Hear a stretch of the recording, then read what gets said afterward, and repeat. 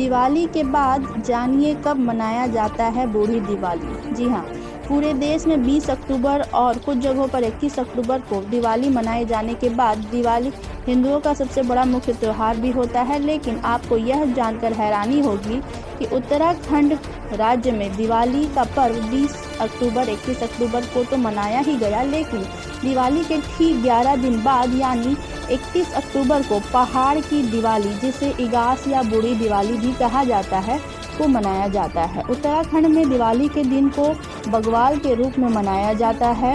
रात में स्थानीय लोग देवी देवताओं की पूजा अर्चना के बाद भैला, एक प्रकार की मशाल जलाकर उसे घुमाया जाता है और ढोल नगाड़ों के साथ आग के चारों ओर लोक नृत्य किया जाता है। इसे इगास भी कहा जाता है। बूढ़ी दिवाली जिसे कहते हैं उसे ही हम इगास भी कहते हैं। इगास का अर्थ है एकादशी। जी हाँ, जो कार्तिक माह के 11वें दिन मनाई जाती है। इगास को भगवान विष्णु के 4 महीने के विश्राम काल के अंत का प्रतीक माना जाता है, जो नए कार्यों की शुरुआत के लिए शुभ समय होता है। इसी दिन से शुभ मांगलिक कार्य, शादी ब्याह भी शुरू होंगे। इगास, जिसे हरिबोधिनी एकादशी, बूढ़ी दिवाली या इगास बग्वाल भी कहते हैं।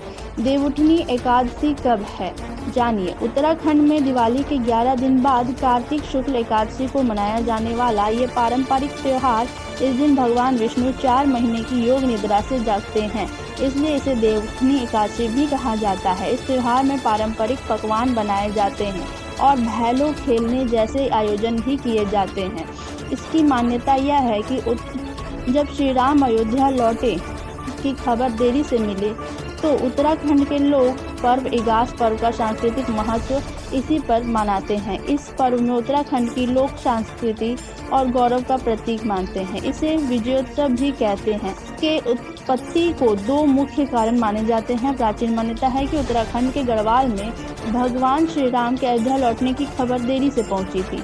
उस समय संदेश भेजने के लिए कोई संसाधन नहीं थे और ऊपरी पहाड़ी क्षेत्र, इसलिए गढ़वाल वासियों ने अपनी दिवाली 11 दिन बाद मनाई थी। दूसरा कारण ऐतिहासिक घटना है कि 17वीं शताब्दी में जब सेनापति माधो सिंह भंडारी अपने सैनिकों के साथ तिब्बत युद्ध जीतकर 11 दिन बाद लौटे तो उनकी खुशी इस उत्सव को मनाया गया। तब लोगों ने गलत समझ लिया था तिब्बत युद्ध में उनके सैनिक शहीद हो गए थे, इसलिए दिवाली नहीं मनाई गई थी। लेकिन जीत की खबर के बाद उन्होंने यह उत्सव मनाया। इस इगास त्योहार की सबसे खास परंपरा यह है कि इगास बग्वाल के दिन भैला खेलने का खास रिवाज है। यह चीड़ की दिशायुक्त लकड़ी से बनाया जाता है। यह लकड़ी बहुत ज्वलनशील होती है।